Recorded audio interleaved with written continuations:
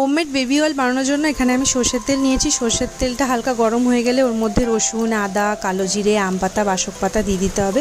গ্যাসের ফ্লেমটা কিন্তু একদম লোতে রাখতে হবে। তারপর গোল্ডেন ব্রাউন হয়ে গেলে তেলটাকে ঠান্ডা করে একটা কাঁচের জারের মধ্যে রেখে দিতে হবে। কাঁচের জারে রাখলে তেলটা বেশি দিন অবধি তুমি সংরক্ষণ করে রাখতে পারবে।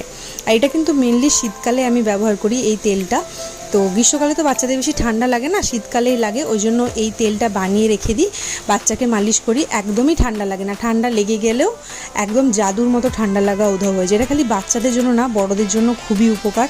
যতগুলো উপকরণ আছে এটা কিন্তু শরীর উষ্ণ রাখে, ঠান্ডা লাগা থেকে দূরে রাখে, বড় বলো বাচ্চাদের বলো। তো এই তেলটা খুবই ভালো, আমি কিন্তু ছোটোর থেকে বাচ্চাকে এই তেলটা মাখাচ্ছি। আর গ্রীষ্মকালে কিন্তু আমি এরকম বানাই না, গ্রীষ্মকালে খালি কালো জিরে দিয়ে তেলটা ফুটিয়ে আমি মাখাই, বাচ্চার কোনো র্যাশ কিছু বেরোয় না। আমার মনে হয় যদি শ্যুট করে যায় সর্ষের তেল বাচ্চার, তাহলে সর্ষের তেল মাখালে কোনো অসুবিধা হয় না। আর আমাদের এই